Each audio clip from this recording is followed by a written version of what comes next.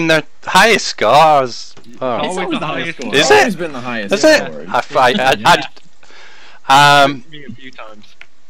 I've completely forgotten. Have I missed one? No. No, I don't think so. So We've done it in like 3 weeks. is that we? I'm having to recap. So we met this nice guy, didn't we? And he took us somewhere. All right. Good God. Does anyone want to help out, Adam? No. So we went from Broad. I do remember. Yeah. It's all flooding back. It's coming back. Yeah, and we went underground, didn't we? And it was a climactic ending. We went to the tombs, which we explored for a short while, and in the final room we came across, what was the name? Grisella or something like that. Glazier. Glazier. Brazilla. What was it? Glazier. I've put it in the chat. Thank you. Glazier. And she sacrificed her retainers, and then placed on Welfer's hand a black coin, and disappeared like the bitch that she is, leaving us to deal with one very close quarters fireball, and some of us are not aware of what happened next. Thank you very much. It's okay. That was very kind of you to help in Adam's time of Yeah. need. Thank you. So, before we get started, does anyone have any questions about anything that's happened in previous weeks that you want me to recap before we crack on? Speak now, or forever hold your, or listen to our YouTube. I think I'm fine. I hope. Okay. Just 1 sec, I'm just trying to find. Oh, never mind. I've got Have we had any offers of sponsorship or anything like that? I've missed the emails if we have, but Yeah, It's your bloody YouTube account. I don't know who they'd contact. Oh, give it time. Give it time. okay. We gotta build our following. Exactly. Yes. Exactly. Well, let's crack on, shall we? Mhm. So, to recap what's just happened, and to set you up, because you guys will have the first. Oh, by the way, that reminds me. To set you up, Welfer has just spoken in a voice which is clearly not his, and he's cast a fireball at you, and he kind of spoofed the roll on that one. So you took 12 points of damage, which you'll have recorded. Jordan fell unconscious, and then then we stopped. So the first thing that everybody needs to do is roll initiative for me. Oh boy. Oh God.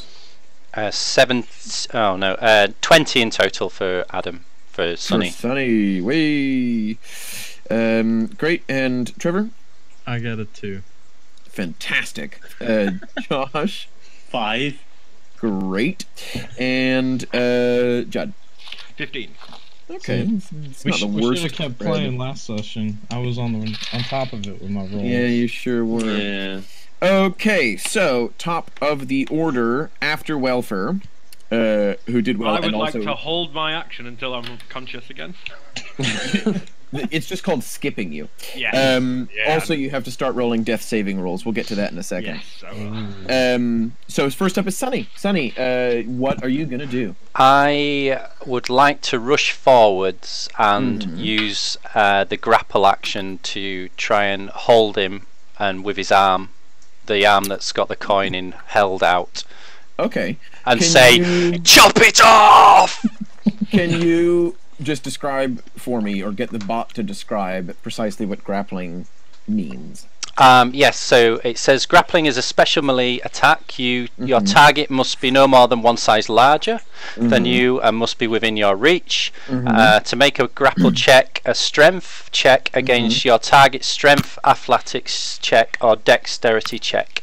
And then escaping a grapple. A grappled creature can use its action to attempt to escape by succeeding on an athletics stroke acrobatics check against the grappler's athletics check.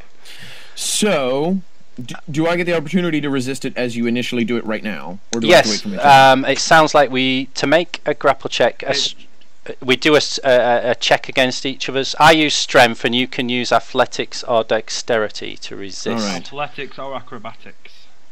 I will Yes, have him yes. use dexterity because he's better at it. All right, I rolled a 5. Okay. I'm. Fingers crossed. I am well and truly grappled. Well, you don't know. I might. I'm That's true, you adding. might flub it. 11 plus 3 is 14. Yeah, that'll do it, won't it? So I'm holding out his arm and saying, "Chop it off!" to the rest of the crew. Right. Well done. Next up is Jordan. So, Jordan, what you will do is roll the first death saving roll we've thrown. And the way that this works, if you didn't already read up, and I will be as quick as I can, is you're going to roll a d20. And you're going to try, it's straight up and down, plus or minus 10. If you get more than 10, then you get a check mark in the life direction. And if you get less than 10, then you slip ever closer to the void. 3... we just do this until you get 3 of any of them in no particular order, and then you either live or die. A nat 20 is worth 2 life points, and a nat 1 is worth 2 death points. Yep, I have an 18. Well done. Yeah. So that's Jordan 1 step closer to life. Next up is Thalar. Thalar, what are you going to do? I am going to ignore Sunny because I'm going to go and heal Jordan to get him up. Okay, and how are you going to do that? With Cure Wounds, first level spell. Can you describe it for me, please? I can. A creature I touch regains a hit points equal to 1d8 plus my spellcasting ability modifier. And what is that? That will be 3, so it's 1d8 plus 3, plus I'll get my bonus for... So, no, I mean roll it. What is it? Yeah, no, I'm waiting for my app to come up. I was stalling. And it's actually going to be 1d8 plus 6. So it's 8 hit points. Go back, and Jordan's up. Good 8. Well man. done. So Jordan's looking pretty good, in fact. And I lose a spell slot. So you do. Thank you. Please mark that down. Good. I- Next up is Valoran. Yeah, I'm gonna run over to Sunny and try to cut Welfer's hand off. Okay. Yes. So I Do it! would like Do you it! to roll an attack roll, and I would like you to take advantage on that because he's grappled. Do it! Please. Okay. Go again, just in case. You never know. Ah. 30. Yeah, we're gonna stick 10 with to the 19 on that 10 to one. 19. Okay. So go ahead and roll your attack. How much damage are you gonna do? Let's see if it's enough to chop off his hand.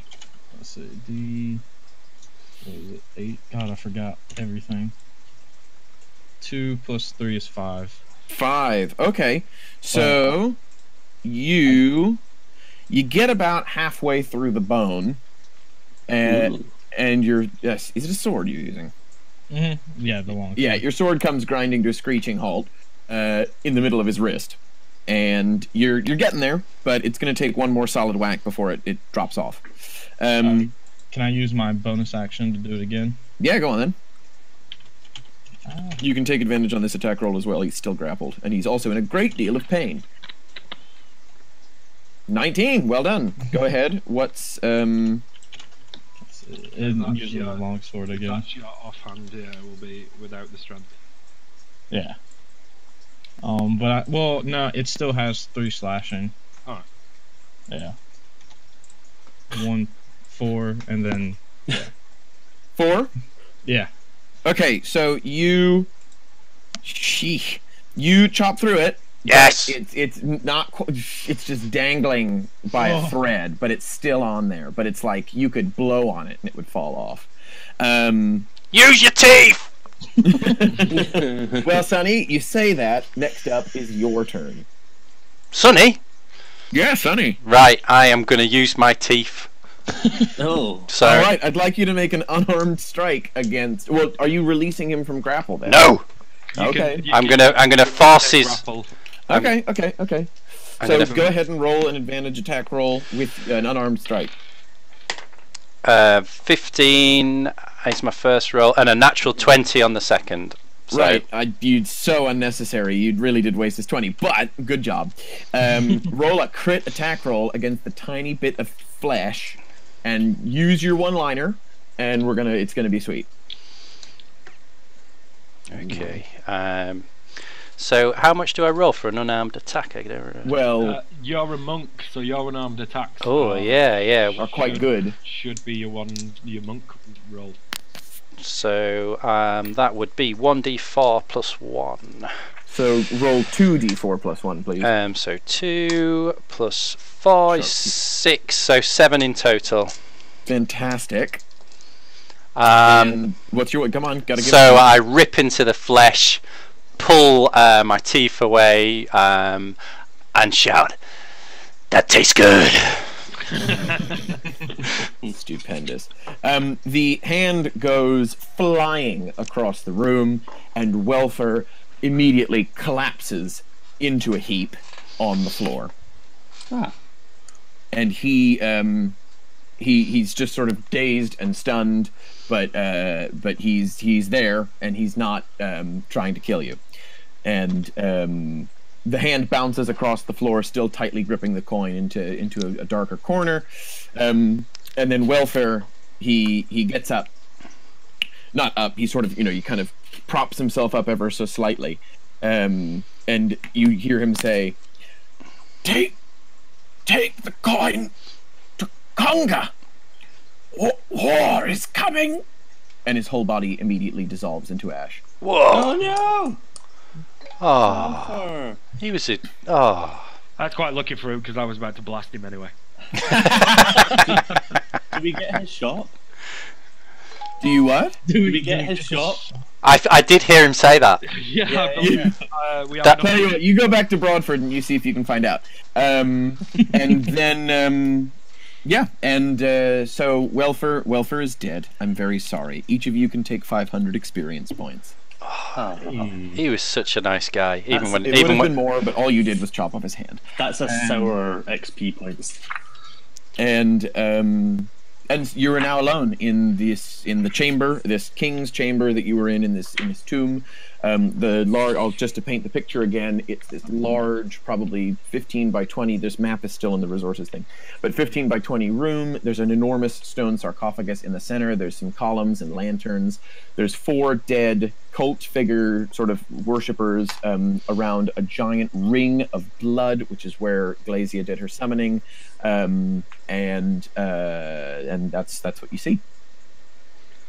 Okay, I'm gonna get up, panting, and I'm gonna go over to the hand and I want to prod it with my staff and just see if it does anything. Sorry to interrupt, everyone. My app has just told me I'm now level 3. Is that? Yeah, we are. Yeah. You probably cracked through. Yeah. So okay. at the next opportunity to take a short rest, then or maybe after this, I don't know. We'll see what happens. But we'll let you level up. Congrats. Thanks. Sorry to interrupt.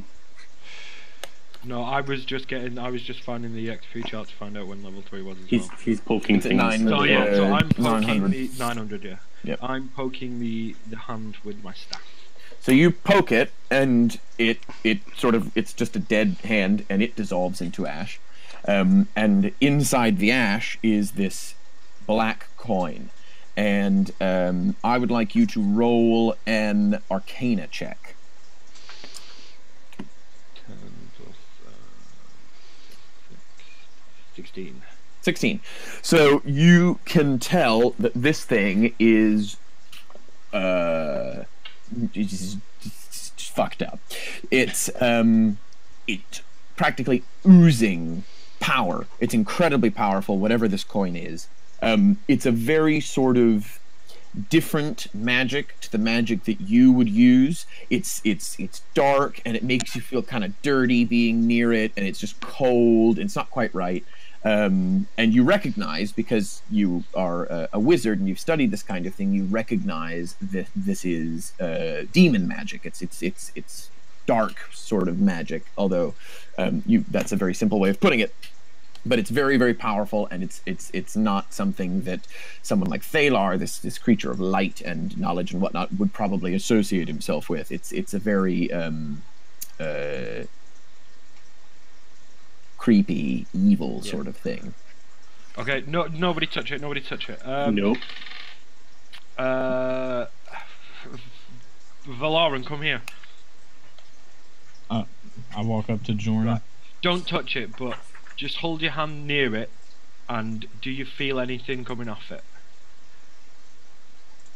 Okay, so I hold my hand near it, and should I? Even though you're not a wizard, you can feel that there's something about this coin. Your hand gets colder, and you're full of a sense of, not a strong one because you're not super magical, but a sense of dread and worry and hardship. But it's like you're kind of anxious about something that maybe happened 5 years ago. It's uncomfortable, but it's not something that's completely overwhelming. Okay. Okay, well, if even you can feel it, then there are some serious emanations coming off this thing. We need to get it back to, and I'm not even sure that giving it to Conga is the right choice. We might have to speak to him first. But were any of the corpses, are there any of them wearing like clothes, like a thick cloak or anything? They're all wearing robes, matching sort of dark, cult-like robes with a hood. Right, I'm going to try and take like a cloak, and I'm going to use my dagger and just like tear off like a foot wide section to try and wrap around the coin, and so I'm not touching the flesh. And I'm just going to say, if this goes wrong, don't chop off my hand. I'll bite it off, don't you worry. And then I want to pick it up inside the cloth. Okay, the instant you touch it, you hear a voice speak directly into your brain. And it says, I will warn thee, mortal. There are machinations in place beyond thine understanding. My absence will be noticed, and her dark highness will send her legions for me. So long as I remain unwillingly in thine possession, thou shalt not know rest. I can't tell you how good that sounded in my headphones. That was awesome. that was pretty terrifying. Okay. Nobody else knows this, do they? It's straight to your brain. Yeah. And I'm just gonna I'm gonna think and not say it out loud. I'm gonna say, where would you prefer to be? And he says, I am Furcus, Demon Knight, sworn to serve her dark highness Glacia, princess of the sixth layer, and giver of knowledge and power. I do not seek to destroy thee, but to offer thee an opportunity many would gladly kill for, a partnership.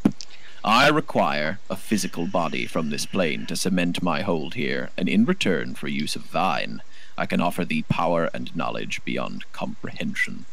Do not fear, mortal. There is no pain. Oh. Jordan, are you okay? Yeah. It's quite powerful. This thing it's just the reverberation effect through the weave is it's just a little bit for me to get used to. It's like having a good whiskey. Okay. But not the good kind. The kind that really burns. So a bad whiskey. Whiskey. Some people think they are the best whiskies. That's true. They're not to my taste. So to sum up, you're fine? Yeah. Okay. I think we need to get this somewhere else. Okay, I think we should head back as soon as we can. Jordan, what do you do? So you're holding it in your hand. What do you do with it? I stuff it in my pouch, still wrapped up if I can. The instant you stop touching it and it just sits in your pouch, the feeling leaves, and you're still kind of full of this previous feeling of kind of mild dread, but the sheer intoxicating power of this demon is like a light switch. It just switches off. Nobody needs to be in contact with that thing. I'm not touching it. Well, shall we head? I think if we're done here, and I think we're done here. I think it's time that we went. I think it's best. Yes. Consult your map and let me know what you'd like to do. Okay, so we've got the back way out. Mm-hmm. It seems easiest. We've not forgotten anything, have we? No, we've went through every room. Yeah, I think we went everywhere. Yeah. There we go. So we could just lead through the corridor straight ahead. Through the old back passage. The winding back passage, yeah. Yes. Right, I'm good with that. Yep. Right, so you head around the massive coffin, the king's coffin. You head around that coffin. Hold and on, does that coffin look open at all? It's a big. I mean, there's a seam around it. It's not a statue. It's a coffin. It's a big stone coffin. Yeah, I like. Should we wedge it open? Yeah. We didn't really look at it, did we? Well, anybody wanna check in there while we're here? I've got a crowbar. I was going to say somebody's got the crowbar. I mean, I can't feel anything coming from this coin at the moment while it's safe in the pouch. So, I mean, we came here for a reason. Can I do an investigation check just to check for any traps or anything untoward? Go ahead and roll. 12 in total. You don't notice anything amiss. It's just a big stone coffin. You get the impression that if there was a trap, it would have probably prevented you from entering the room, not opening the coffin. Okay. I get my crowbar out, wipe the blood off my face for a second, and then try and open the coffin. While he's doing that, I want to be standing at the front doors, not at the back passage that we've not explored. I want to be standing just at the back, just in case something pops out. And I'll stand behind him. So you use your crowbar and you wedge the stone top off of this thing, and it falls to the ground with a big crash, and nothing happens. The dust settles, and inside you see the mummy of the king. Its desiccated body resplendent in these sumptuous robes that are very clearly worn and tattered now after thousands of years, but they would have once been quite grand. He's adorned on his head with a golden diadem, a big circlet that sits around his skull, and you notice in certain pockets of his robes are several clay amulets in the shape of magical things, but they don't have any magical properties, they're just symbolic. But these little clay amulets, and he is wearing a golden ring. I take the golden ring. So what you've taken, you recognize at closer look. Who was that? That was Sunny?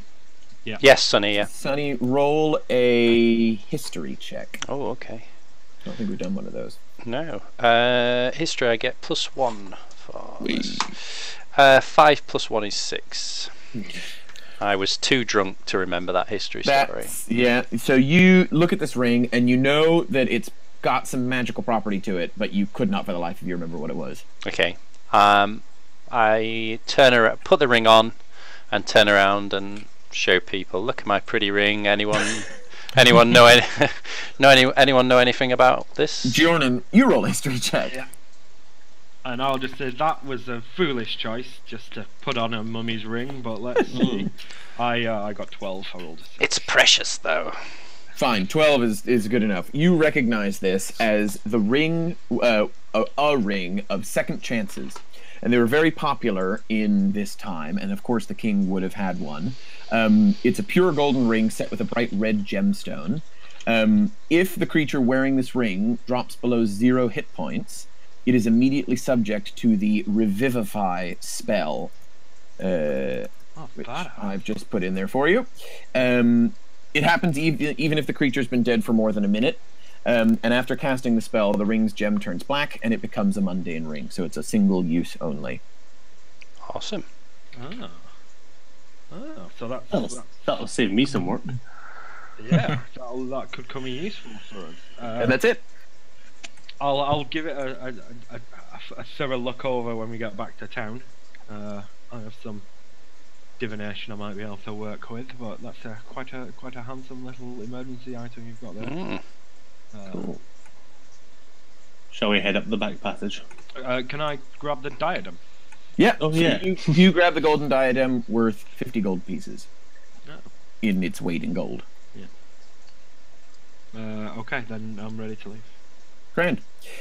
You all four of you slip up the back passage. Oh, matron. I hope that was well lubed. Said the actress to the bishop. And you walk up these sort of natural cut stone steps, not anything like the previous splendor of the tomb. You very much get the impression that this was kind of the workman's entrance. As they got deeper and deeper, it was quicker to come this way than it was to go in the front. And you leave the tomb, and you're back out in the bright open air. It is day. And as you walk back down to that main path that you had come off of with Welfer, you notice that the owl bears have vanished. And the path is open to the right, which is the direction deeper into the Valley of Tombs, or to the left, which is back towards Broadford. I think we could do with a rest and go to Broadford and recoup for a little while. Well, and show the ring to Conga. Yeah, I agree with that. Plus, some of us need to level up. Yep. I mean, we're here now. If people wish to have a little explore. Says the one who nearly died. So, if you're going to head back to Broadford, then you have a choice. It's afternoon.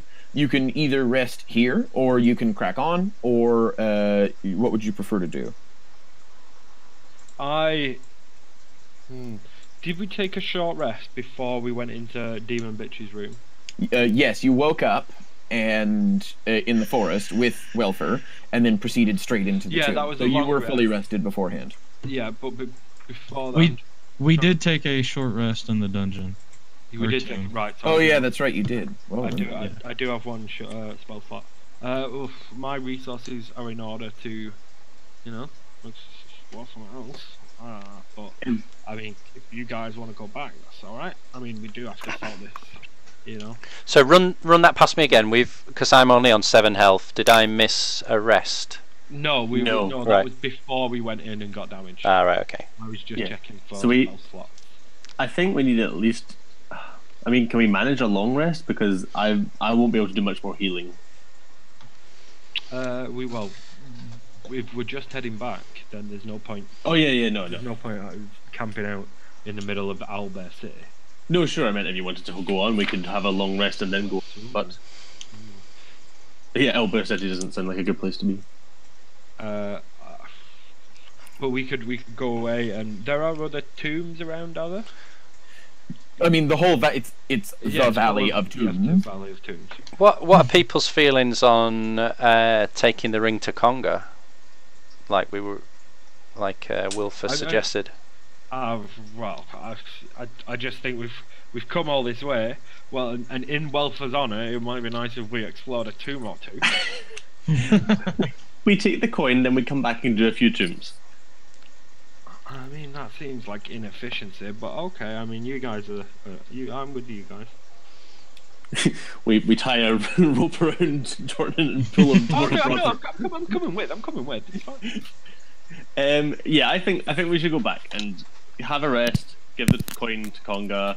Whoa! Maybe not give it to him. Oh, okay. Show it to him. Think about Conga. Whoa! Discuss it with Conga first before the ring goes anywhere near him. We need to find out if we've inherited Wilfer's shop as well. That's true. Yeah. CV has a will. What's this wee business? I am the master of the arcane here. If it's coming to anyone, I would put best use to it. I saw some fancy chemicals in there I can make some booze out of. I want some of that Wilfer studio action. You started a home brewing company. Yes. In Little Broadford, a little micro pub. Yep. Gonna be moonshine. I like it. I hope you've got some good rules for downtime activities here, Alex. Yeah, we'll go back to Broadford. Let's go back. To get back to Broadford, it's most of a day, isn't it? It's a 10-hour hike, so you have a couple choices. You can either go and make camp and then go again, or you can go and make the full 10 hours, but you run the risk of becoming exhausted. Right, let's half and half it then. Yeah. Find a good place to camp. Okay. And then head back. So you begin to head back. The path, you remember it well. It's daylight. It's very clearly marked. It's a well-traveled road, and you start traveling back up the valley in order to crest over it and get back down towards the river that separates you from Broadford. And you walk for a solid 5 hours. It is now I call it 8-9 p.m. The sun is kind of set. it's twilight, and you decide to make camp. You're not really anywhere specific. It's not near where you camped before, just because of the timings. But you set up your camp, and how long would you like to rest for? Till morning. I would take it. Yeah, when's first light? Call it 5. So 5. I'd call it about 8 hours away. Okay, so And Okay. I'll take first watch. let's do 7.5 hours and start packing up, ready to go at first light. Fantastic. Everybody can go to bed. Well done, all. Now, am I watching here? yeah, who's keeping watch right now? I'm keeping the first watch. Okay, how long is that going to last you? About 2 hours, I think. Okay, Yeah, then who? I'll take it. Second watch, Sonny. And then I'll take third. Theta. And then me. Yeah. Okay, so everybody mark a long rest. Ooh. Are we leveling up now? Give it a min. Oh, okay. Give me those spell slots. Yeah, I can heal y'all, yeah. Valoran, Uh-oh. Oh god. roll a perception check for me, please. Before we get into any combat, I was just gonna do something while I was on watch. Yeah. I just want to like slide my hand into my pouch. It's the ring. Just say, Turkis, are you still there? I am here. You mentioned power before, and I'm getting powerful, but I'm not quite there. What kind of power do you offer? I am a demon knight. I have power unimaginable. All I ask is that we form a bond. Okay, and if you were to, let's say, use my vessel, well, what becomes of the contents of this vessel, i.e. me? You will retain most faculties. That most is a little bit off-putting. I can promise you, you will become powerful beyond reckoning. Your name will be known throughout the world as a man, a wizard of extreme prowess. A safe word. That does sound good. Giornan, roll an insight check for me. Ooh. Oh, that's pretty good. That will be a 20. Nat 20 or just... No. Okay, so you are seduced by these words and promises of power, but there's a little voice in the back of your head, and it's the voice of your wizard master, your wizard teacher, and it says, "Demons cannot be trusted. Demons will lie to you to get what they want. If a demon promises you something, it's usually good for it, and it's usually bad for you."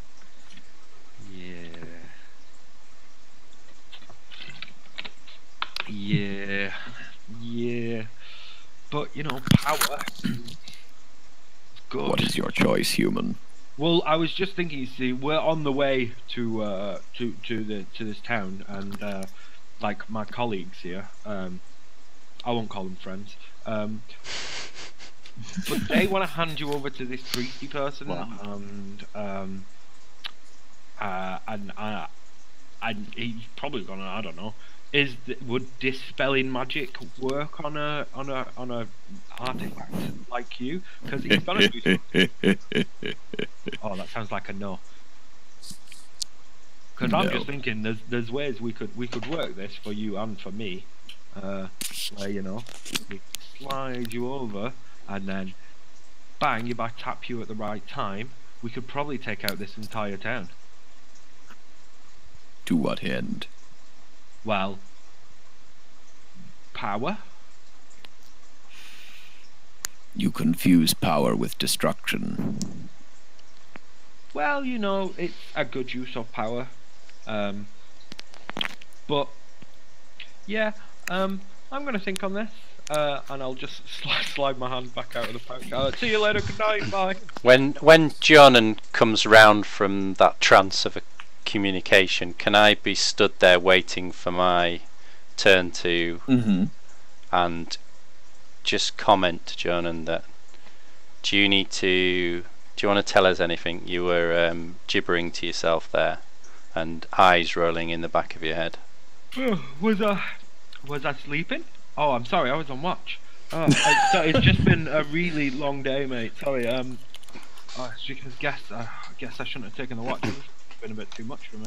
Jonan, you had your hands in your pants. Now either you were having you're either having a good time or you were touching the coin. Well, it's Is that what they call it? It's been a really long day. Like 8 hours ago, I was pretty much dead, and that brings up a build up of stuff that needs to be released. So I took first watch, thinking everybody's gonna be straight into bed, and well, I was wanking, man. That's what I was doing. Okay. Sonny looks Jonan straight in the eye and said, "If you ever need to talk, I'm here." I'm sure sometime we can share a brew, my friend. Always. This was the most awkward rest ever. And I will. Okay. Sonny, does anything eventful happen during your night watch? Anything? Actually, no. Can I just do one thing before I go to sleep? Yeah. Can I say, Sonny? I think it's best if you keep the pouch. I don't want to sleep with it, just in case anything happens. So can I give the pouch to Sonny if he'll take it? I'd say I'd rather someone awake guard this. Of course. Right. Don't touch it. Powerful emanations. Okay. Thank you. You can trust me. For some reason I do. And then I go to sleep. Now, role playing. I think Sonny is a very trustworthy guy, and I don't think he would touch it. I want to touch it as a player to. No, that's good. That's good RPing. Would Sonny have any reason to doubt that Giornan was telling the truth? Yes, I think seeing him rolling his eyes or whatever, gibbering, he has concerns. And would that concern outweigh his perceived trust that Giornan holds in him? Would he rather be right and investigate, or would he rather hold the trust at the risk of detriment to this person or himself? There's two things here. I think Sonny has a mistrust of magic and anything related to magic anyway, unless it's something he's familiar with from his monastery, which most of that just rotated around drugs and alcohol. Sure. So what kind of worship? Yeah, and yeah, I don't think he'd be the kind of guy to stick his hand in there and mess with it for those two reasons, unfortunately. Okay. Does anything else eventful happen on your watch? Sonny gets drunk. Super duper. Brilliant watch. Yeah, great. Thanks for that. It's your fault for putting him in charge. Okay, great. So now it's midnight and it's Valoran's turn. Would you like to have an exchange? Yes, Valoran. Jonan was very keen that someone conscious watches his pouch with the coin in, and I am about to pass out. So that's over to you. I'll take it and say, surely a coin can't be that bad. But I let Valoran. I think I saw Jonan touching it and eyes rolling, gibbering. I don't like it. I don't want to touch it. Jonan said there's no problem. I think I trust him. Okay. I wouldn't touch it if I was you. Okay, yeah. I'll watch it then. Okay. Get some sleep, bud. Cheers, dude. All right. Okay. Is there anything specific you'd like to do? Do it. Have a wank.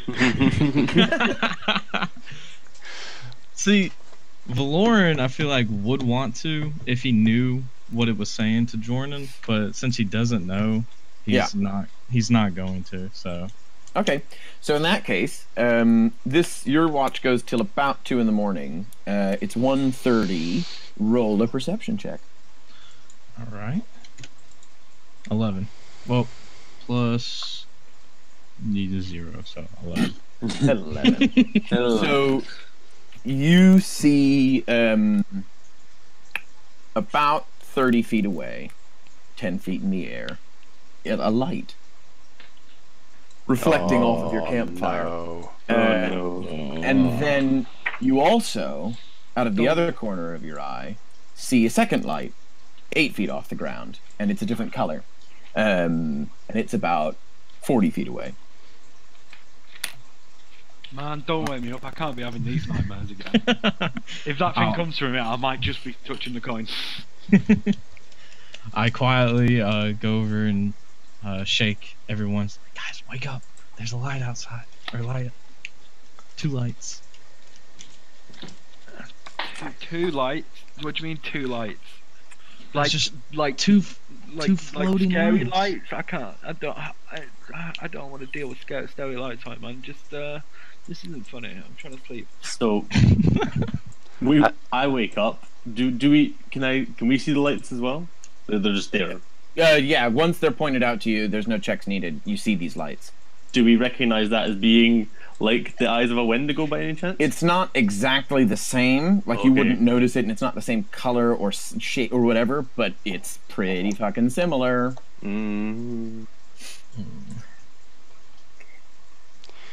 I say we run. I mean, one's like right on top of us, isn't it? Oh, I suppose. We need to end this, don't we? I mean, now we're awake. I'm looking at the coat and I just go, right. Well, since we're up now, I'll take my pouch back. I'll need that for magical reasons, and I'll just tie that back onto my belt. And I say, right, I'm fucked. Are we going for this? Are we what? Suddenly, cutting through your sleep-filled stupor, each of you hears a voice booming directly into your brains. And you hear it say, "Mortals, permit me to aid you in fighting these creatures." Who the fuck was that? I look around. I put on a like shocked face and say, "Oh, well, I think that was the coin, guys. Why is the coin talking? Interesting. How would you know that? Not done that before. Well, I'm holding it. I can sense the emanations. Do we? Sonny looks at John and hurt. I don't think we should accept. I don't think we should accept this offer right now. I think we've not been attacked by them yet, so maybe if we're all together, and what have we done, like half a rest? Maybe... You've taken a full rest. I'll give you the full rest. Right, okay. Okay. Well, I mean, if we want to go out blasting, we go out blasting, but, Yes, I'm not taking any help from any demon. The voice speaks again. "I can sense 2 creatures, Wendigo, one larger than the other. The larger, 40 feet to the east, the smaller 30 feet hence. Without my help, you will perish. These creatures are simple, and driven only by hunger. I could not influence them any more than a bear or a stone, and if you should die, I will be left here until a hapless soul should discover me, and time is short. Let us say that your deaths will be mutually inconvenient." I would rather have my hands bound than deal with a demon. And he speaks... think you make a good point. And he speaks once more, and says, "Very well. A truce. Under the old laws, for 1 day. I swear as a knight of her dark majesty's service that no harm will befall you if I can help it." Oh. The old code. I know something of the old code. If he vows by it, he is bound to it. I could say. So we could accept that. That's right, isn't it, Alex? That's what. Yes. So essentially, the way that magic works in our world is as you would expect, but that supernatural creatures have a very strong code of honor, you could almost call it, where they've all agreed to abide by certain sort of conventions and rules of hospitality and sort of rules of engagement. And one of them is if a creature speaks to it, swears by this old law, you can, from dollars to donuts, even if it was the king of hell or anybody, you can place a lot of stock in that. I mean, I trust him, but we may well need help with this battle. Well, let's see what he's made of then. If we can trust that oath, let's see what he can do. Okay, but I need one of you to accept the deal. I'll accept. Right. Ooh. This contract is sealed. Give me to the wizard, for with him I can be strongest. Oh. Okay. I touched the coin. Nothing happens. You feel a power surge through you, but it doesn't take you over. It just sort of bolsters you. And in game terms, that means that the demon, Furcus, is going to roll initiative and take his own turns. And in so doing, he will control your body in order to fight. That's okay. So everybody roll initiative. Where is initiative going? So do I roll initiative for this? Yes, you will take your own turns. All right, and he'll just you have full agency. It's just when it's Furcus's turn, he will temporarily use your body in order to do his magic. Okay. I got 6. Jordan got 6. Very good. Thank you. I got 1. 12. And Sonny. 7 in total. 7. Thank you. And away we go. So first in the order is Furcus. He is going to point at the larger of the Wendigo, which is oh bloody hell, which is, what did I say? 30 feet away, and he is going to cast.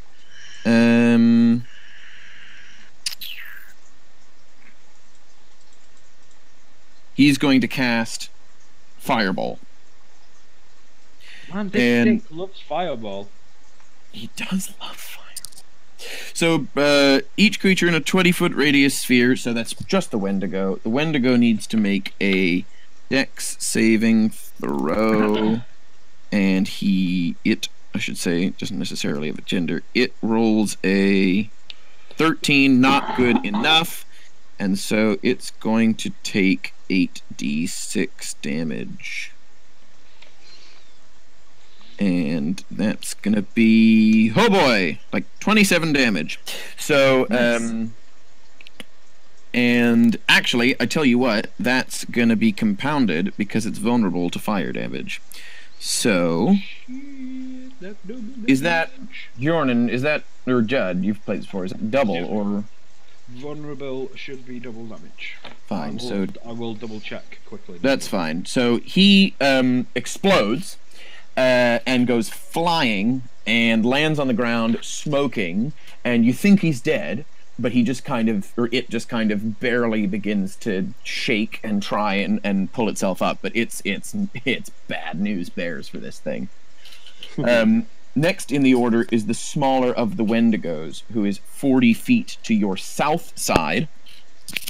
It is going to make a lunge straight for...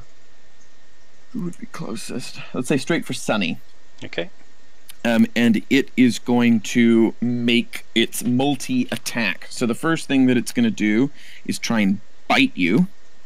And that with its big, creepy fangs. And that's going to be 4. So it rolled a 5. I'm on 14, AC 14. So yeah, good. So it snaps and just misses, and then it's going to do it again with its multi-attack, and it's going to swipe at you with its claws for a 15. Oh yeah, well that gets me. Yeah. So you take 10 points of damage. Okay. Youch. And next up we have Thalar. Okay. I feel like attacking this time. If Sunny, how do you feel? I'm pretty injured actually. I've got 17 out of 27 left. Okay. Maybe I should just heal you up, I suppose. You mind if I have a stab at them? Yeah, go for it. I mean, I've got my magic ring, but it'd be a shame to waste it so early. But I'm okay for the moment. Yeah, I was gonna say, tell you what, I'll get you next time. Yeah. Okay, so the healthier of the two. Yeah, the smaller one that's just attacked Sunny. Yes. Yeah. I am going to fire off a guiding bolt at it. Okay, what do I do? You don't do anything. I'm Fine. doing a ranged spell attack. Where are we? Ranged spell attack. Is that with my attack bonus for spells? Yes. Yeah, that'll Okay. be your proficiency plus your modifier. Right, proficiency. Which is a 10. Ooh. Yes, I got a 10 for my attack. Total.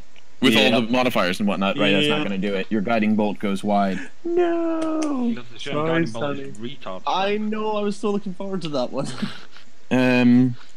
Next in the order is the weaker of the two Wendigo, who manages to stagger to its feet, and it lets out a blood-curdling scream, an inhuman scream into the night, and it lunges straight for Jornan, who it perceives to be its antagonist, because it obviously doesn't understand that it's actually a demon in a coin. And it is going to it's going to snap its jaws at you. And it's going to do an 18. That will hit, but as my reaction, I'll cast Shield. Okay, what does that do? Shield gives me +5 to armor class. I'm just checking. Which brings it up to... Which brings my armor class to 19, I believe. Right, well, there you go. So it snaps and bites directly into your magical shield. And you're fine on that one. It's then going to swipe at you with its claws, and it rolls a 5. So it misses. It goes right over your top of your head. It's got blood in its eyes. Skull eye hole, I should say. Sorry, what did it roll the first time? A 5. Oh, the first time it rolled an 18. 18. I've got my armor class is 17. Sorry, with shield, so you do hit. That's very honest of you. Perhaps you should not have been so honest. So you are going to take... Let me just roll this soups quick. +3. You are going to take 9 points of damage. Okay.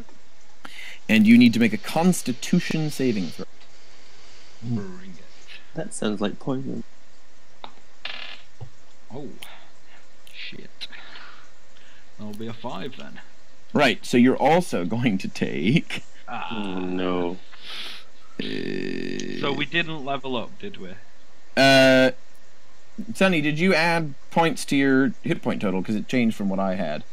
Yes, I did. Yeah, I felt. Okay. Well, Sunny has, and if Sunny has, it's fine. Everybody can add their extra hit points to their hit point total. And Okay. only because add my a little app, bit of extra my help app, in that. my app did it automatically Did it for me you. on That's the- totally. yeah, It's yeah. totally fine. Totally fine. So everybody add those extra points, and we'll fine. do all the logistics at the end. Yeah, that's fine. How'd you do this again? You just roll your hit dice to see how many you got. Yeah, roll your hit die, I'll take the average, plus your constitution. Ooh. Okay. But not minus your constitution, I believe. I'll take that. Oh, 3. Did you say plus my constitution or just the roll? Plus your constitution. Plus your Constitution. So 3 plus 3. Oh, hey, that's pretty good. 6. Cool. Right, Jordan, you take an additional 4 points of necrotic damage. Yeah, you son of a bitch. Thanks to that level, I am still alive. There you go. You're welcome. Next Why up it's is relevant. Sunny. Okay, I am going to do a quarterstaff attack. Mm-hmm. On which one? The one that attacked me. The smaller one? Yeah. Yep. And, okay, go ahead. So 1d20 plus 5, 17. Yep, that'll do it. And that's 1d6 plus 3 damage. 6 plus 3, 9 damage. Okay, thank you very much. And then I get to do a bonus unarmed strike, so 1d20 plus 2, only 5 that time. It doesn't work. And I'm going to spend a Kai point, which is one of my monk abilities, to use patient defense, which gives me the dodge action. Okay. Next is Giornan. Okay. Lost my phone. I am going to 2 seconds. I am going to be a fucking badass. Sure. That's number one. Be a badass. But you're gonna say that's it. Okay, That's your that turn. is your free action. I'm gonna use be a badass. 1 second. I am going to cast Enlarge on Valoran. Okay. Because I have second level spells now. So you do. So he grows a size, he adds 1 damage die when he rolls. Okay, so Valoran is now medium to large, 5 to 10 feet tall. Yeah. Giant size. I just look over to Jordan and I just nod and thank him. So you now add 1d4 to any damage roll that you do. Alright. Mr. Giant Valoran. Right, good work. It is now Valoran's turn. So the weaker one attacked Jordan. Yeah, I'm gonna go and attack it with my longsword. Okay, so go ahead and roll a melee attack. 17 plus 3 would be Attaboy. 20. That'll do it. Alright. So,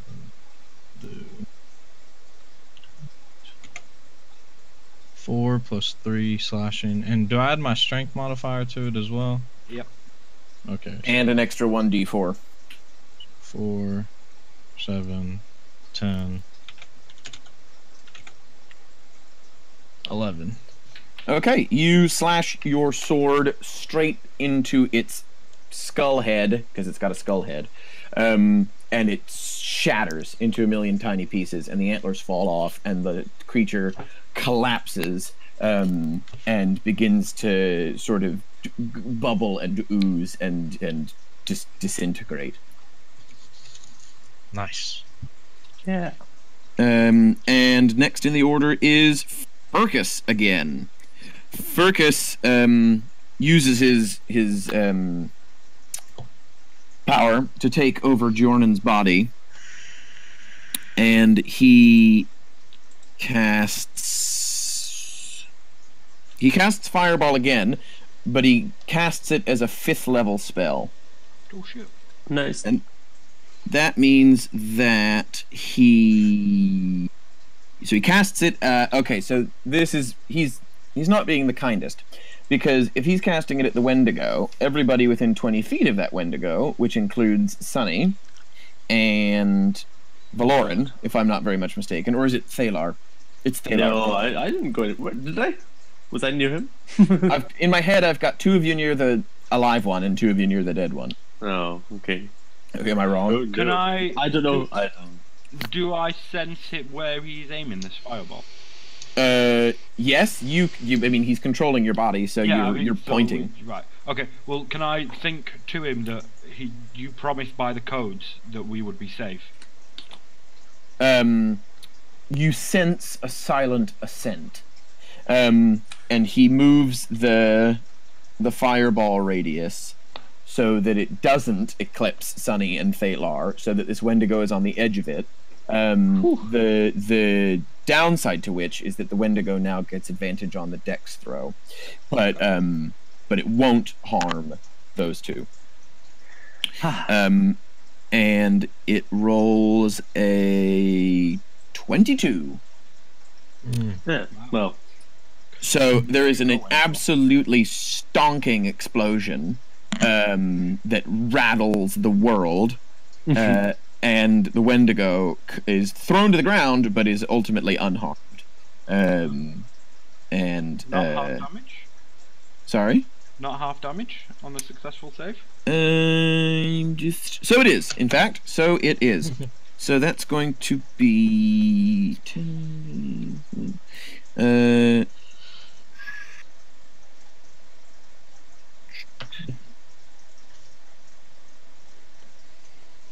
16 points of... Oh, no, but then I multiply by 2 because it's susceptible to fire. And that's going to be 40 points of damage. Oh. The Wendigo is instantly incinerated. Nice. And it no longer exists. Nice. It is a greasy smear on the ground, and everybody take 1,400 points of experience. 1,400.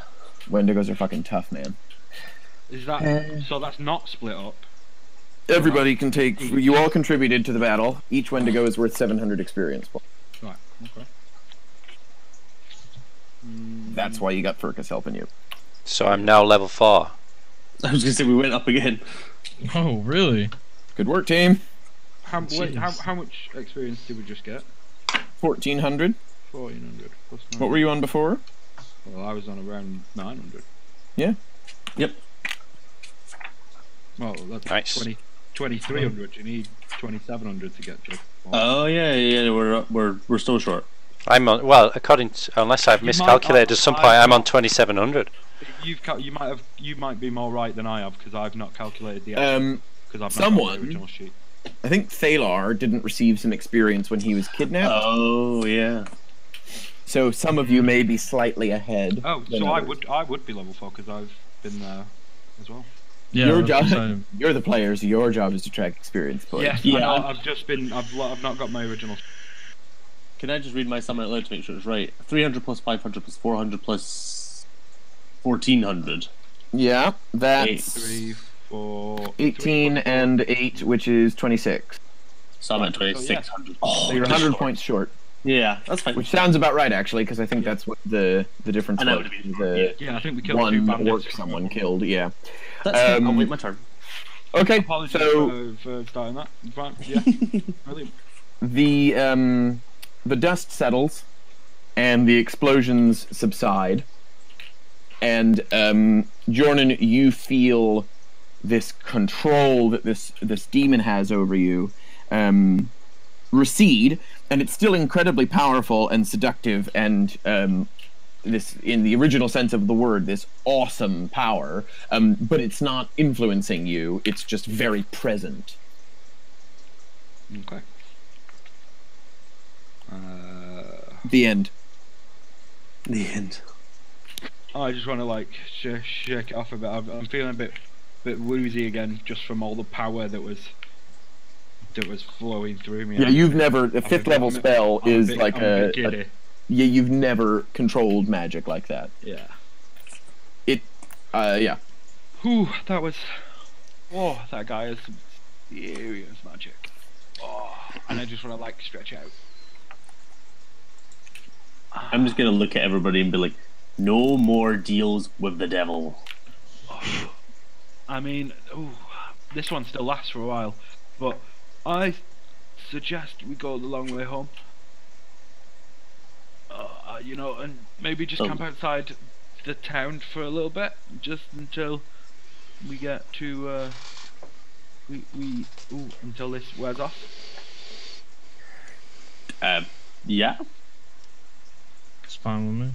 Wait, what are you doing? So No. I don't want to go into the town while Durkis is still able to control me, because it's a 24-hour deal, wasn't it? So the deal was that he would help, Yeah. no harm would befall us. And that no harm would befall you. But what you guys didn't do to your advantage in this particular situation, because supernatural creatures abiding by old law are very literal in the way that they interpret the words. You didn't promise anything in return. He just promised not to let harm to befall you. So it's not like he's got control over your body, unless there is a situation in which he needs to help prevent you from being harmed. Yeah. So you could let go of the coin right now, and it could fall to the ground. And then would that break the connection? Would I know? You would. I mean, you wouldn't have this seductive power in your hand, which, just like before when you put it in your pocket and you kind of sense the power, right, but not in an active way. I put it back in my pocket first. Sorry, I put it. Yeah. I put the coin away, and I just say, I think we should go the long way around. Just because I don't want to be like sharing my body when we walk into town. You're just a bit tingly though, right? I mean, it's a bit more than a tingle. It's some incredible magic that he has. That's true. Oh, it is. Ooh. So what was the plan? We were walking back to town. Yeah. Yeah, let's go. Let's go see Conga. If there's anything else we want to fight along the way, I'm pretty sure I could remove that bandit camp single-handedly at the moment. Oh god. Yeah, let's go visit the bandit camp. We've got a score to settle with them guys. Let's go put ourselves in danger there. It's on the other side. You begin to head back towards the river, and it takes half a day, 5 hours or so. So it's probably 8 o'clock now, maybe 9 o'clock, and you get there, and then the sun's up and everything, and you see the dock, and you see the boat, and you see a pile of clothes, but there's no dock worker, there's no boatman. It's not good. You recognize the clothes as the boatman's clothes. Gone for a swim? Skinny day. I fear not. Dock worker's got to relax too. Can I carefully, with the end of my staff, I just want to hook it in and then lift up the robes and see if anything falls out the bottom? You lift up the robes, and a sprinkling of sort of, what will we call it? Sort of iridescent powder sort of trails off it like dust and lands on the seat, and there is nothing else of note. Yeah. Everybody's dead, Dave. Dave, dead. Everybody is dead. So what you're trying to tell me is everybody's dead? I feel like this is a reference that I didn't get. It's Red Dwarf. Oh, okay. Right, so what kind of... it's like a ferry, isn't it?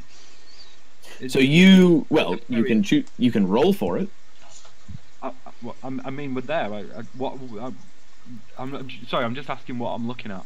You're looking at this. You've got a robe at the end of your stick, the robe that the guy was wearing that you recognize, and this iridescent powder has just fallen off of it onto the seat of the boat, and that's it. That's all you see. At the river crossing. At the boat, at the river crossing that you recognize was the place that you last were with Welfer when you left the river. Can any of you magic handlers do an Arcana check on the dust? See if you can see maybe what happened here. Is any magic involved? I can try. I don't have good Arcana, but I mean, yeah. Go ahead. You can all try. I mean, natural one. I'm gonna dip my finger in and just like rub it on my gum a little bit. Ooh. Tip of my tongue and then rub it on my gum a little bit, and when everybody's looking at me, I'll just say, "This is just the way my master taught me." Oh well, Sonny's actually rolled an 18, so +1 is 19. He doesn't like magic. That's pretty fucking good. He doesn't like magic, but maybe he can spot it when it happens. Right? Has anyone got anything better than 19? I got 15. No, I got my nat 1. Okay. Oh, no, I wouldn't. I got 18. That's pretty good. The non-magic users are the ones that did the best at this. So you, Sonny, you recognize somehow that you've seen something like this before in your travels and in your studies. And what it appears to be is that someone, and you kind of make the leap of logic that it's probably Welfer, had bound a magical creature into physical form to serve as this boatman, and when he died, the magic was released, and the creature is vanished. That's not nearly as bad as what I was thinking. Yeah. Okay. Yeah, you know, Sonny's seen this kind of thing. Creatures like this come and go at the monastery and vanish like that. Yeah, he's seen that before. So I'll relay that to everyone that I think this has somehow been one of Wilfer's servants gone up in smoke. Shall we just try and get across ourselves then with the boat? I think we're going to have to do. Yeah. Yep. Who's taking the punt? I guess that means if we've inherited Wilfer's shot, we've now inherited the ferry service, perhaps. Just taking over. We're going to make a killing. We were there to hear his last dying. All we need now is to find another shop and invite somebody else to come adventure. We can have a town, no? That's our business model. Yeah. Come adventuring with us, but sign this. I will take up whatever. Right. Go ahead and roll an athletics check for me. Okay. That probably should have been me. Yeah. It's okay. I'll try. Athletics 11. You manage to get off the dock. Okay. And you're flailing a bit as you're punting, and what immediately becomes clear to the rest of your party is that you're going to float past the town before you get across the river. I think Sonny and I've got my quarterstaff. I will. Just paddling. How deep do you think this river is? Well, to be fair, staves and staffs make pretty effective paddles. If you've never tried it, I can recommend it. They do actually work. It's a good 8-foot pole. You can get a good paddle with. How long do you think okay. 6 foot, I would think. Okay, go ahead and roll an athletics check for me then, Jordan. I mean, just imagine you vaulting over the river using a cord staff. I'm not vaulting over. You can use it as a paddle. No, I know. That's just what I had in my brain. 4. 4? Oh my god. You drop your quarterstaff and it begins to float. I take it my real life experience as a kayaking and canoeing coach makes no effect on this roll then. Oh my god. I'm sorry, but no. Oh. Okay. Yeah, you managed to capsize this massive boat. Right. You're floating down the river now. Thalar pushed you off the dock, so you're cruising. I think it's Valoran's turn to try. I think. What am I gonna try? Sonny will assist Valoran in trying to steer this raft, be it kicking, paddling. I'll get out. There's a perfectly good punting stick that is with the boat that you use to get across the river in the first place. I also have a better plan. Who's going to jump out of the boat? I cast Enlarge on Sonny, and I'll say, you're our motor, and I'll cast Enlarge. Okay. He's giant now, and he can Okay, Sonny, roll advantage on your athletics check. Okay. 12 plus 5 is 17. Advantage, roll again. Yeah, that was taken into because my other roll was a 7. So. Oh, fine. So with a 17, your powerful kicks as a 10-foot tall person propel you across the river, and you do get rather wet, but that's okay. And you crash into the other side, into the dock, and you are now well and truly across the river, and everybody that's standing nearby gives you a look. Hello. Just wave.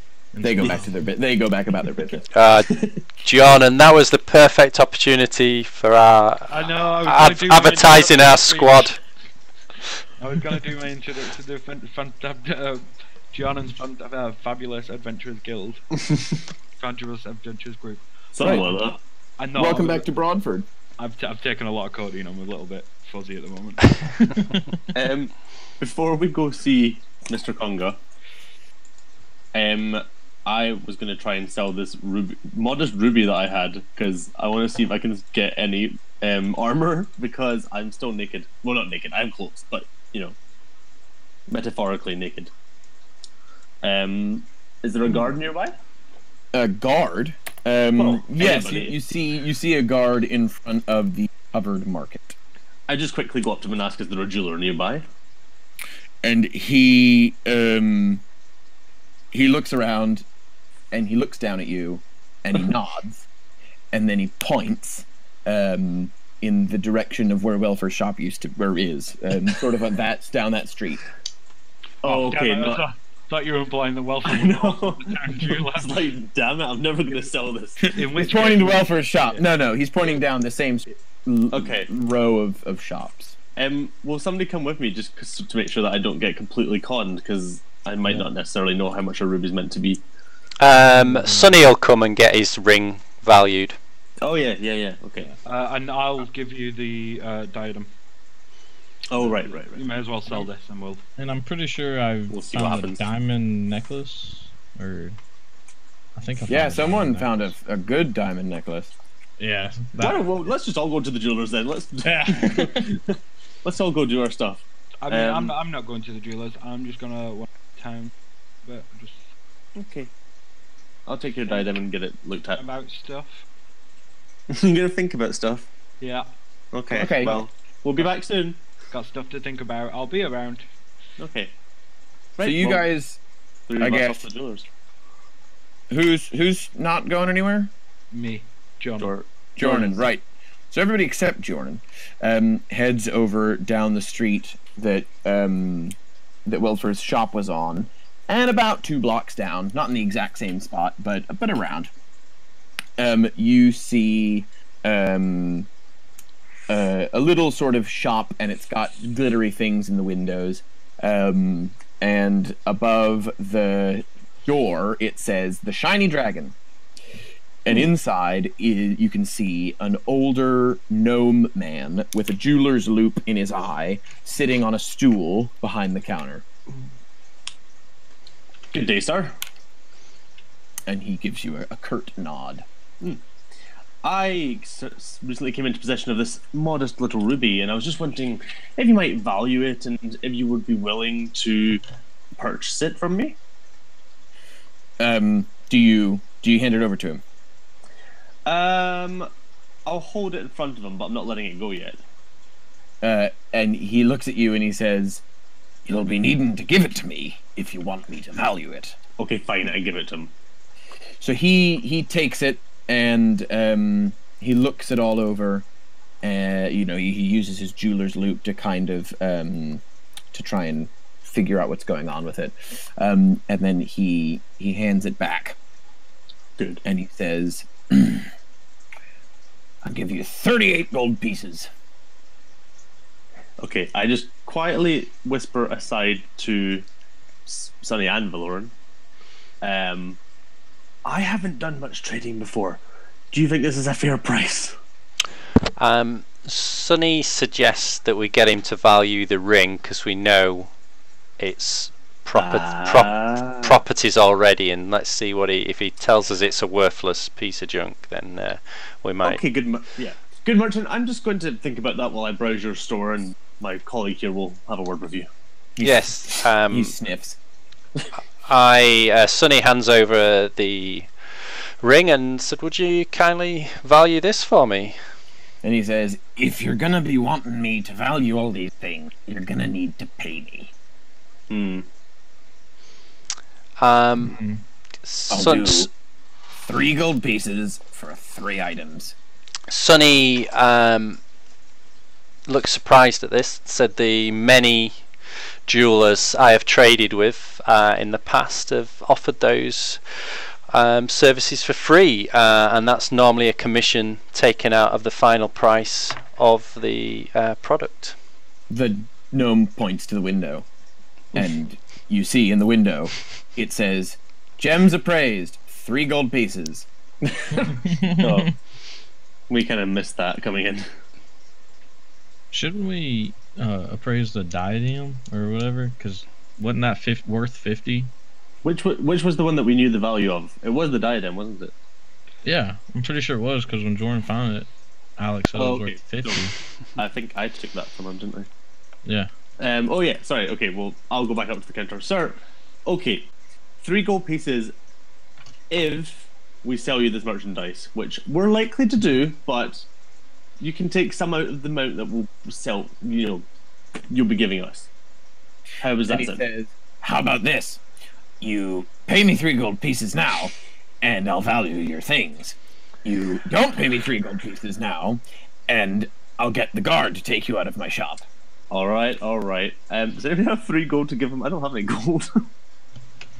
I actually don't know how much I have because my character sheet's blank. I think I have 16 actually. I think we had about 10 gold each. Each of you will have started with a pack, and based on your background, a certain amount. Me and Well, yeah. Dengi lost everything, so we had 10 gold, and I ended up with 1 gold by the end of the last one. So Fantastic. Didn't we share some out so you guys could purchase some more equipment as well? We did. I got my. You had 8 gold pieces, I want to say, based on the sharing from your guard information scam. Sure, that's right. Scam. Was it 8, 7, Yeah. 7? Okay, I actually have 3 gold pieces left. I'll just give my last 3 gold pieces to him and say, fine, value the items for us. We'd like to know. What is he valuing? 3 items.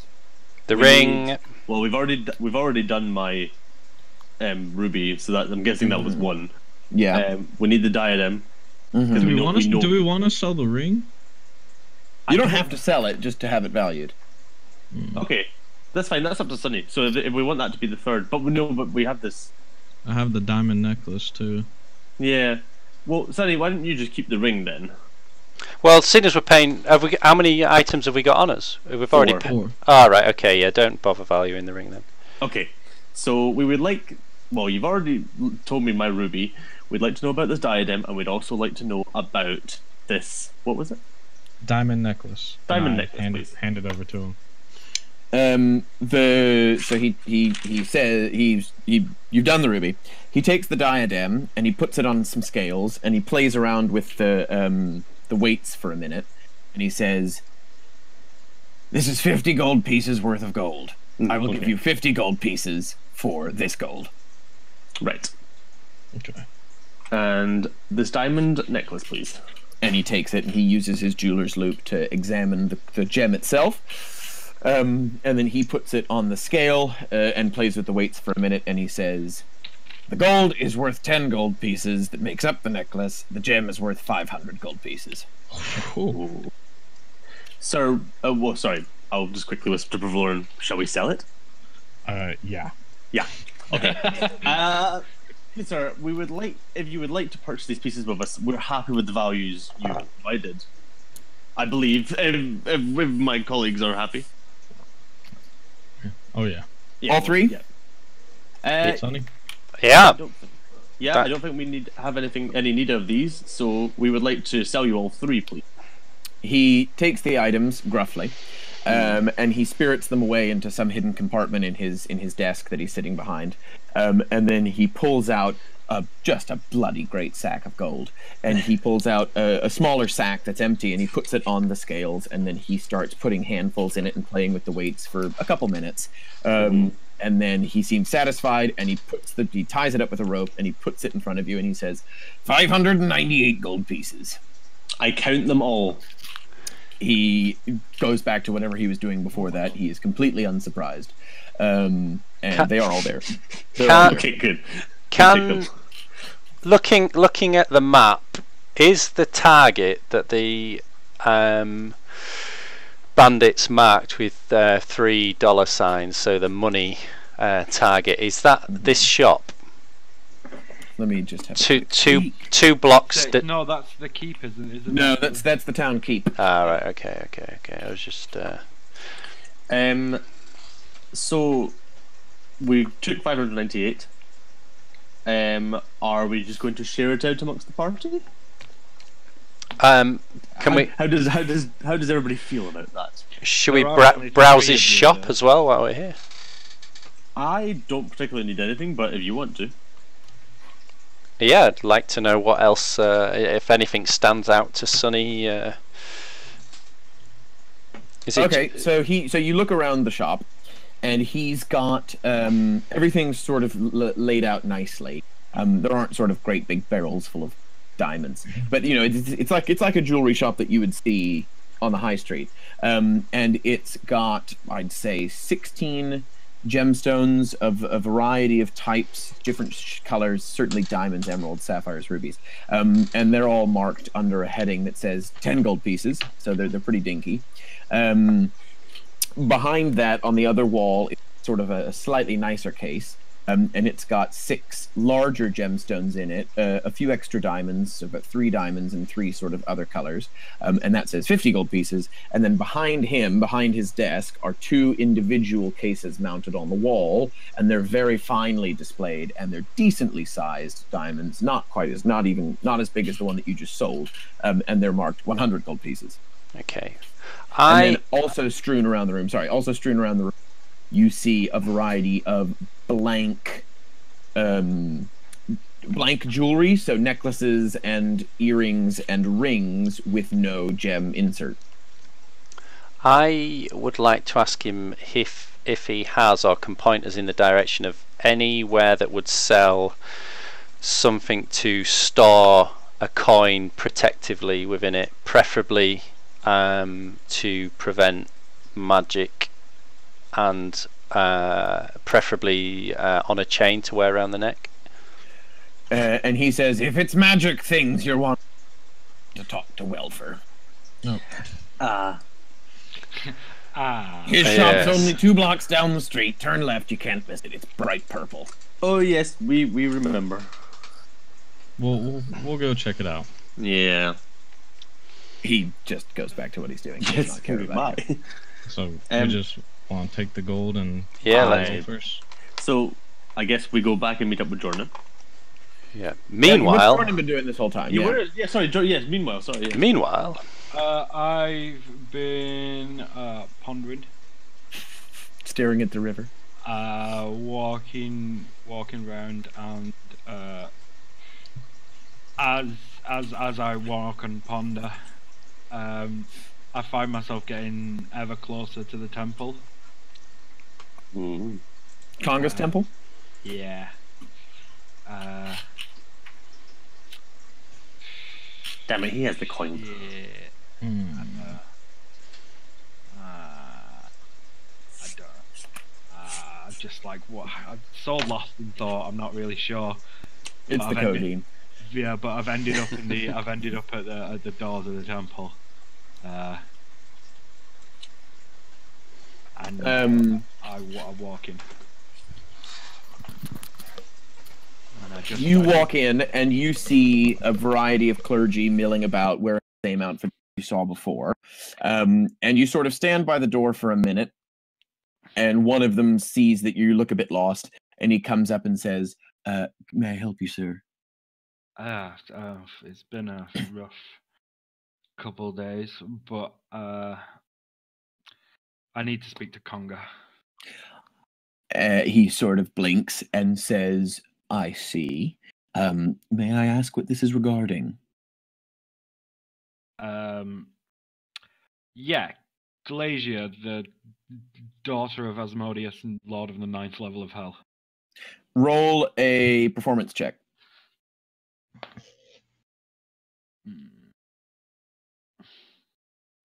That'll be 12. He squints at you, and it's clear that he thinks that you're telling fibs, and that you're just being sort of hyperbolic, because who would ever see that kind of thing? That's some crazy shit. But he errs on the side of caution, and he says, this way. And he starts to lead you down the familiar passage that you've been down a couple times now, underneath the temple to Conga's study. And you walk up to that familiar door, and you hear the man go, someone to see you, sir. And then he walks away, and you hear Conga inside, and he says, enter!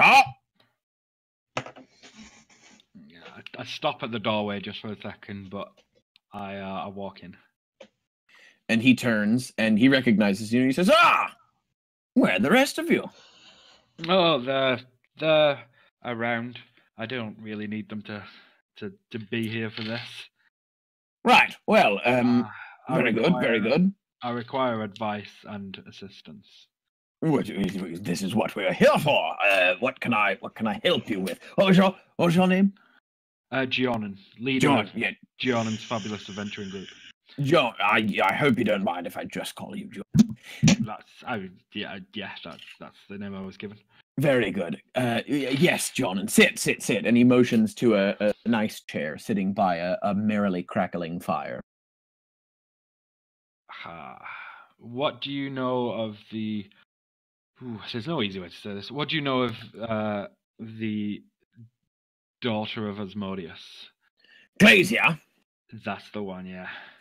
She is a nasty creature. She is perhaps one of the most powerful devils in the Nine Hells. She is the daughter of Asmodeus, after all.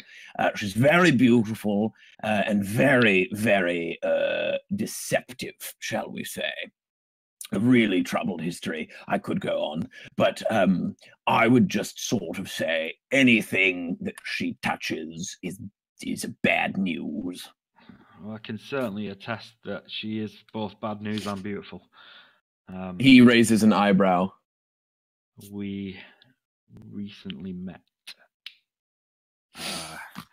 And do you know Welfer? Yes, I'm very familiar with friends for years. Well, it is with great regret that I must bring you news of his passing. And he sort of sits back for a moment, and he stares into the fire, and then he takes a breath in deeply, and he sits up and he says, "How?" We were exploring the tombs in the Valley of Tombs. In one of them, we came across a ritual being performed by Glacia. She then placed onto Welfer's hand a arcane coin. He sits up a little higher. Which possessed Welfer with the power of Thyrkis, a demon knight. Have you ever heard of him? He's staring right at you. He's all about this conversation right now. And in trying to free Welfer, my companions and I were we had to remove his hand and the coin, and in that he disintegrated, man. There's nothing I could do. Tonga just sort of looks down at his feet for a moment, and he looks, and you hear him sort of say under his breath, "Oh, Welfer." And he sighs, and he looks back up at you, and he says, "Where is the coin?" It's with my companions currently, but we need to come up with some kind of plan to safeguard the town and possibly the world.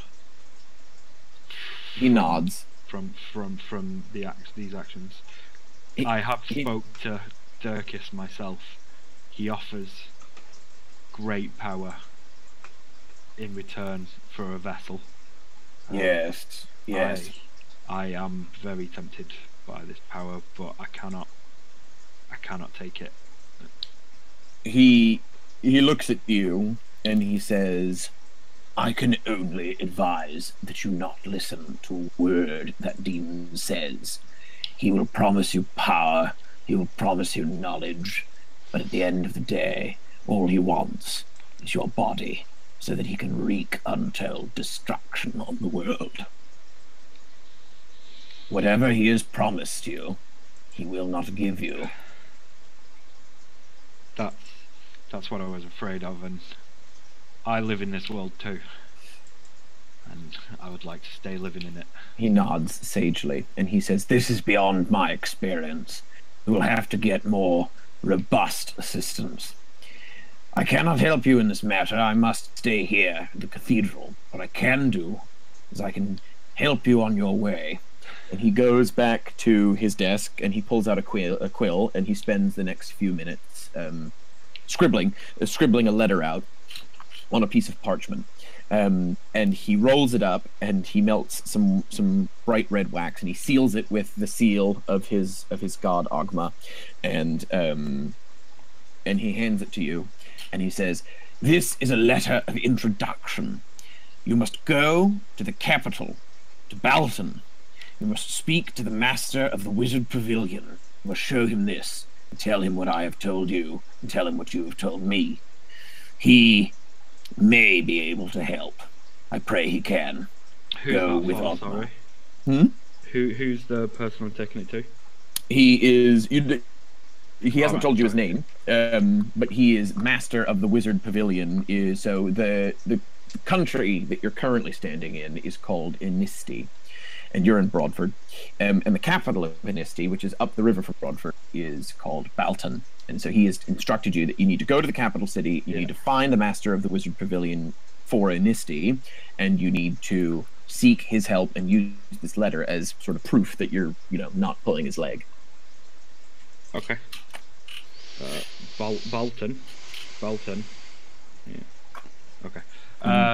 Balton. Thank you. He says, "Here, I have one more thing for you. It may be some small help, but whatever it can be." And he goes behind his desk and he pulls out a small sack of gold coins, and he says, "For your passage."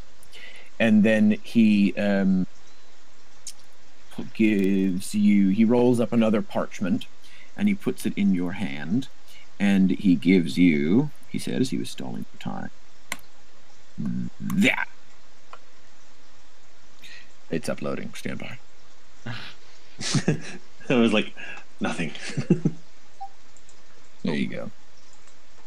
I like it. Resources. Ooh. Oh. Okay. Did you make this one as well then? Mm-hmm. It's so pretty. Right. Oh, wow. Yeah. What did you use for that, Alex? Gimp. Gimp. Oh Wow. wow, that must have taken a while. Yeah. Well, we haven't played in 3 weeks. Can I have a quick clue to say where's Isti? Inisti is the island on the left.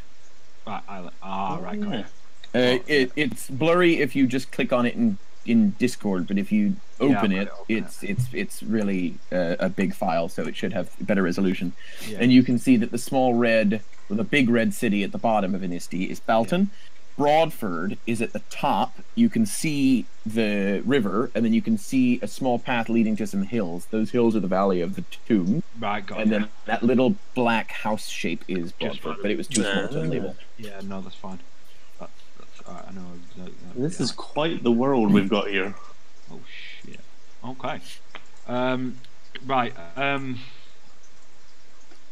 Okay. Would your temple have how much no, I wouldn't know. Would your temple have any protection scrolls, maybe a protection from good and evil, or protection from evil, some kind of thing to protect us from this circus? So he says, It's not a spell. I don't have a spell within my repertoire. he nods sagely, and he walks over to there's a sort of a library next to him, and some of it's books, but then some of them are scrolls as well. And he sort of flicks through them, and he's trying to find the right one. And then eventually, he grabs one, and he unrolls it, and he reads it, and you can see him sort of humming and hawing about whether or not it's the right one. And then he walks back over to you, and he puts it in your hand, and he says, "This is a very powerful spell. It will save you by magical means." And he puts it in your hand, and it's the spell Magic Circle. Ooh. And in so doing, so if you choose to cast it, you create a cylinder of magical energy 10 foot around and 20 foot high, and you choose a type of creature: celestials, elementals, fae, fiends, or dead, and Furcus is a fiend. And you could choose to make it point in or out, and either way, the creature can't pass through the sort of cylinder by non-magical means, so it couldn't get in if it tried. And if it tries to use teleportation, then it has to succeed on a charisma saving throw, and it has disadvantages on attack targets, and you have advantage on stuff like that. So you can either do it inwardly, where you protect yourself within the circle, and everything outside the circle is acceptable, or you can do it the other way, where you put something into the circle and then trap it within the circle, in a sense. And Conga says, "This is a very powerful spell. It will protect you. However, you do not always need to cast this spell in order to help to protect yourself." And he picks up a stick of chalk and he draws a circle on the table in front of him. And he bites his finger to get a little bit of blood out, and he tips it on the circle.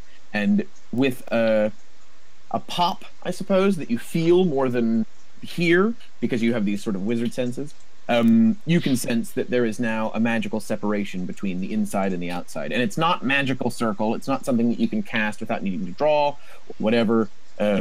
But it's a way to separate the magical energies from inside and outside, and it's something that anyone could do at any time. And this is just a bit of lore, and everybody can know this because they may have picked this up in their own travels. But my opinion of magic is that if you're a wizard or a warlock or a sorcerer or anybody who has magic spells, you can do the spells.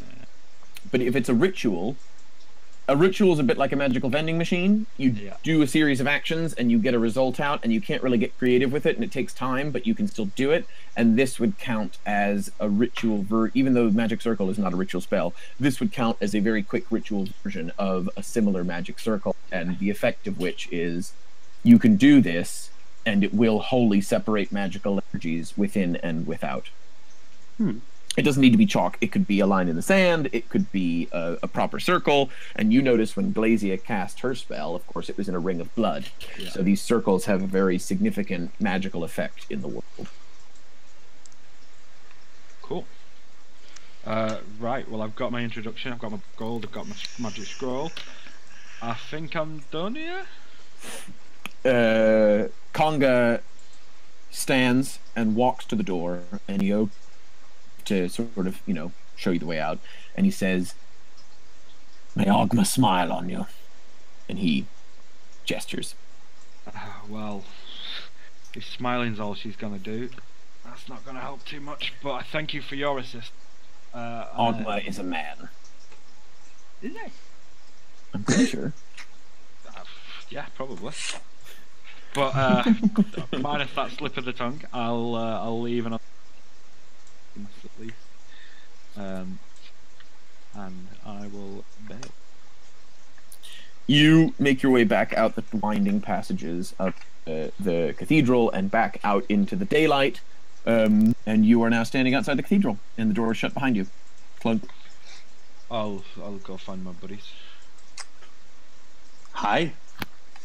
Right. Where have you There they all are. Where have you been? I went Welfer's death.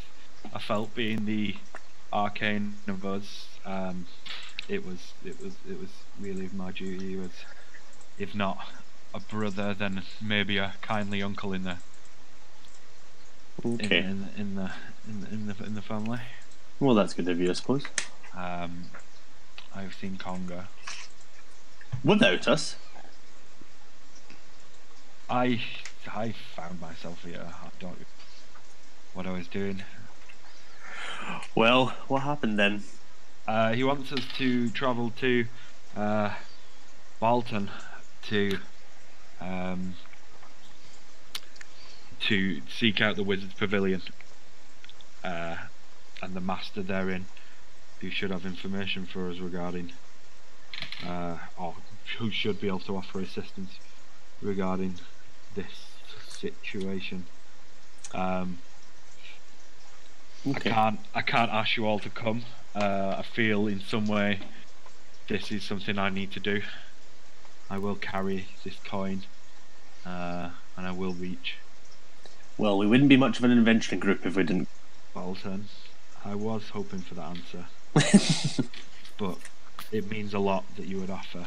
This is not looking at tombs anymore or dealing with small bandits. This is a burden that you must take upon yourself. I cannot assume that any of you would follow. Son, I took the burden of protecting people from evil long ago.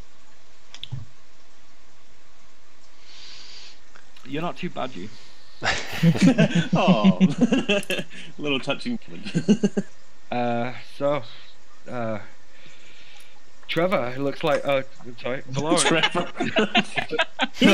I was looking at the wrong thing. So Valoran, it looks like we're gonna, well, at least attempt to save the world. You coming? Well, of course. How else is people gonna know my name? I don't think they know it now, and I don't think they will afterwards, but Oh, we can certainly try. there goes that touching moment. And then I turn to Sonny at last and I say,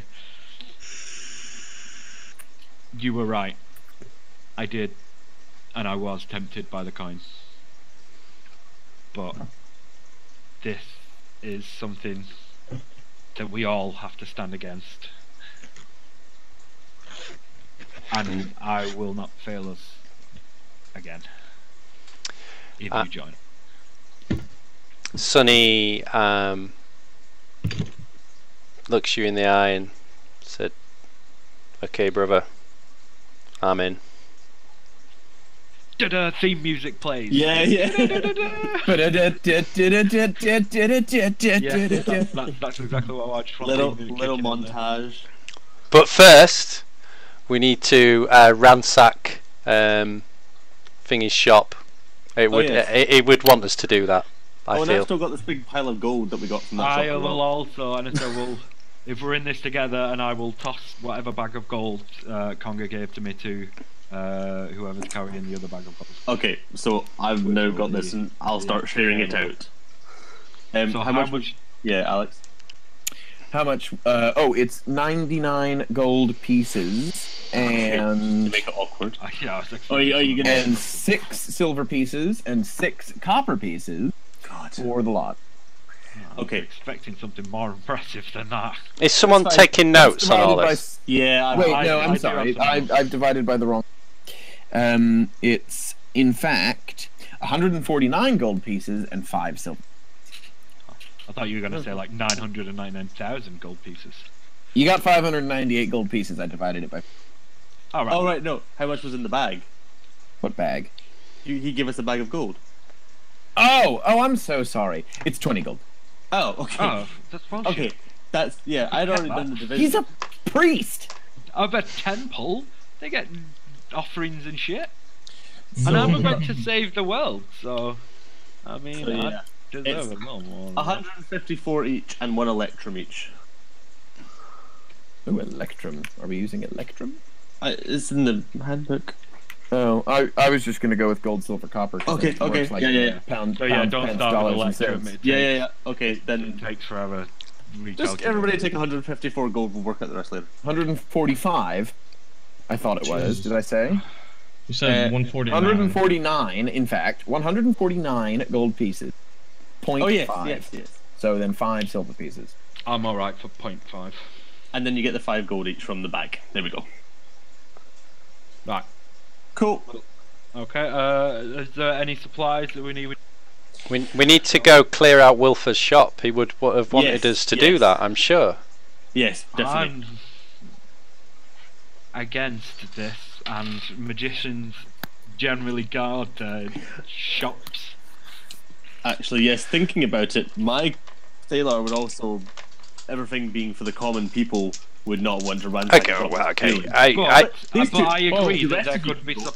joking aside, I think we owe it to Wilfer to settle his estate before we leave. Yes. Yes. That I am comfortable with. How about if Sailor and I go restock and any capture? That's true. We've got nothing. And then Valoran and Sunny can settle the estate any way they wish. Well, we'll see if we can find any last will and testament in his shop. Yeah. Right. And maybe Alex will let me and Jordan do our shopping off character and come back You to can do him. your shopping before Sunday. Yeah. He might have loved ones that we need to Yep, that's fine. We're off shopping. You two go tell what I did to him. God. Right. So, you two yeah. can settle his estate. You pop off. You go shopping, and Sunny and who's going? Sunny and Valoran. Yep. Sunny and Valoran. Let's head. You make your way through the covered market back over to Welfer's shop, and it stands before you as purple as ever. Is I take it the door's locked still? Well, what do? You're standing in front of it. What Yeah, do you do? I'll test the door. See, and 5 feet before you even get to the door, there is an enormous flash of yellow light, and you're thrown 20 feet back, and I want you to take 4 points of force damage. oh, What is this? Wilfer. He doesn't trust anyone, does he? No. 4, did you say? 4, yeah. Okay, done.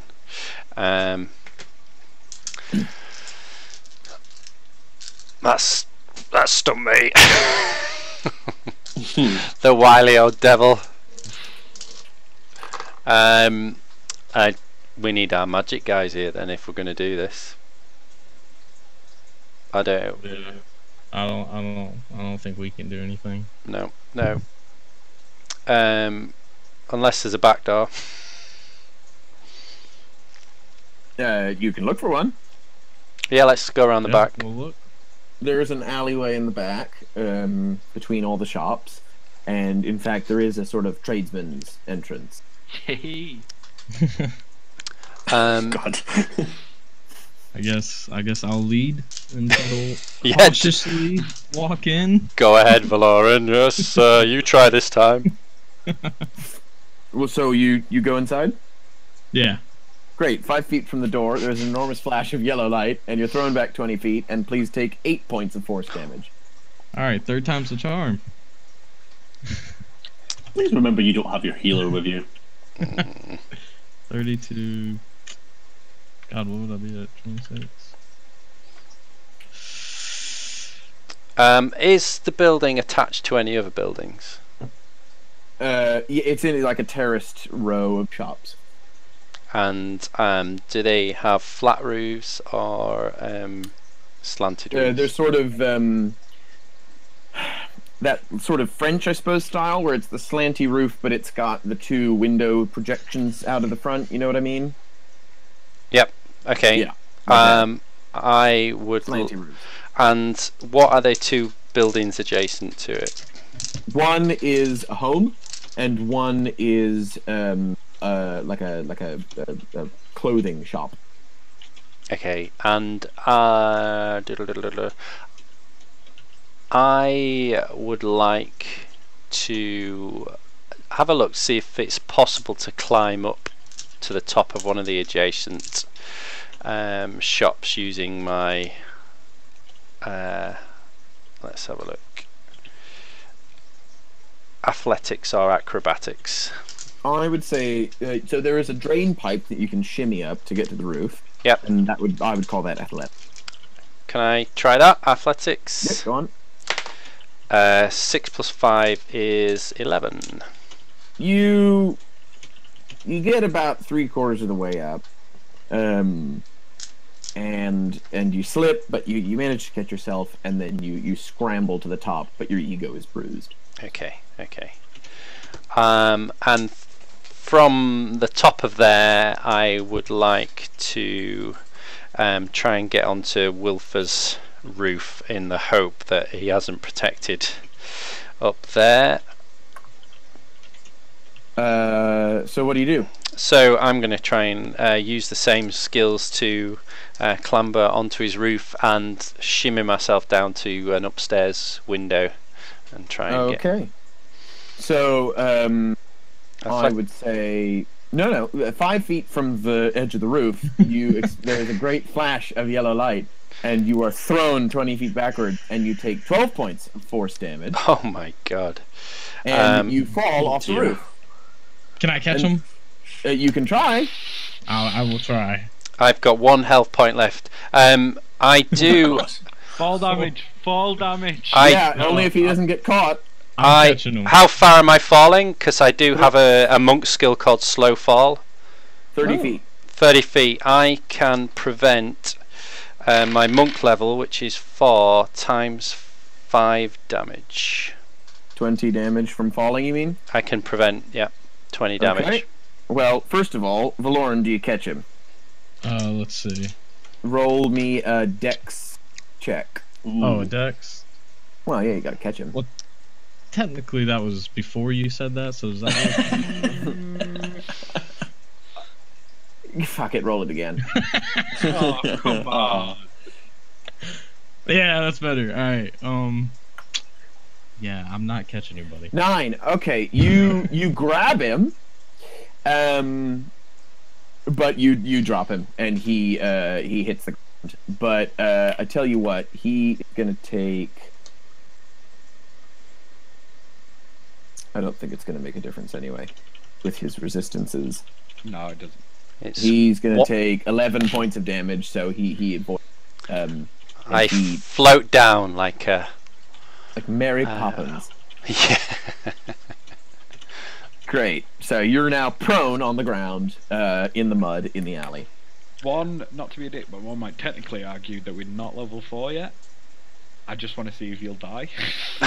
No, because it's 4 times or 4 times. What was it? Your 3 times 5. 5 times. Yeah. So it was 11 points. So he still would have resisted, unless he was level 1 or 2. I give only because you get slow fall at level 4, so it would matter. Oh, it would. Yeah. Oh, you just want to see him die. Well, I just want to see someone fall. Stop killing our people. Same team. Same team. Yes, same team. Friendly fire. No, it's fine. I doff my hat to Wilfer and say, "Okay, I'm sorry I bit your hand off. I get the message. I think we need to abandon this mission." The house doesn't respond to your. There is a flash of yellow light. No. You're instantly incinerated. Green flame. So so you crack on. I presume you then go and find. Yeah. Meanwhile, the other 2 who are doing their shopping, which we'll do midweek. Yes. And now, just our closing action in these last 5 minutes is going to be to figure out how you're going to get to Belton. Well, first, can we do that while in Jury's Inn? You want to get drunk? Well, I want to sleep in a bed for once. Oh yeah, good point. Yeah. So we'll we spend some time. Yeah. You saunter back out of the town through the gates.